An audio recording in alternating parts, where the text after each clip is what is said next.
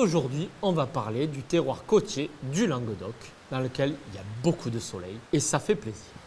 On va faire un petit voyage des terroirs des Grès de Montpellier qui regardent la mer et puis on va descendre ensuite par les Picpouls de Pinet, puis la Clappe et voir un petit peu le Fitou maritime. Je dis Fitou maritime parce qu'il y en a deux. Il y a le Fitou qui est plus dans les terres, dans le massif des Corbières, et le Fitou qui est plus proche de la mer, c'est un balcon. Alors, ce sera plus pratique ainsi. Les Grès de Montpellier, c'est un terroir très intéressant. Il ressemble au terroir de Châteauneuf-du-Pape où on trouve beaucoup de ces galets roulés. Ils ont un intérêt particulier, c'est qu'ils vont recevoir le soleil dans la journée et ils vont le restituer dans la nuit.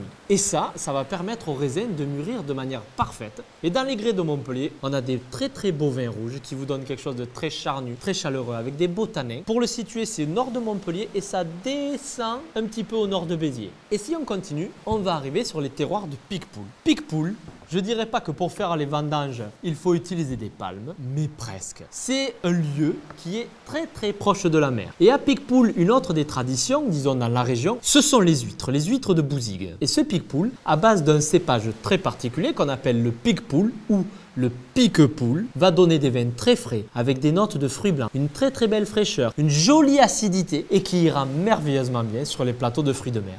Alors, si on reste dans cette idée de terroir maritime, on peut aller jusqu'à la Clappe qui donne des vins magnifiques en blanc comme en rouge que j'aime particulièrement pour les blancs à base de Bourboulenc et de Grenache aussi et de Roussanne et d'autres cépages blancs typiques du Languedoc. Mais le Bourboulenc va donner quelque chose avec de la matière, de la tension, c'est-à-dire de la nervosité dans un vin. Et là aussi, vous aurez des vins très frais, très légers, mais aussi des vins avec beaucoup plus de matière, de consistance. Et les rouges bénéficieront de cette maturité sur des sols argilo-calcaires.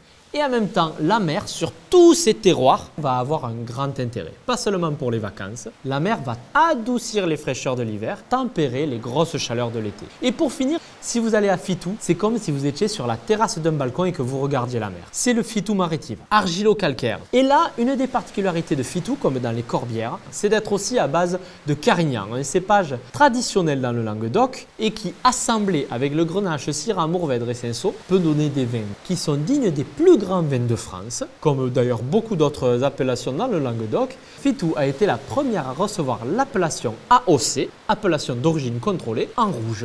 Et une des spécificités du climat de tous ces terroirs côtiers, c'est le vent. Ce vent va sécher les raisins et s'il fait parfois un peu humide, eh bien ça va éviter les pourritures et donc moins de traitement, raisins de bonne qualité et agriculture respectueuse. Si moi je suis sensible au soleil, eh bien c'est nécessaire pour les vins du Languedoc, pour toute cette maturité, pour qu'on ait des jus de toute beauté avec des bons équilibres. Je vous dis à bientôt et bonne dégustation.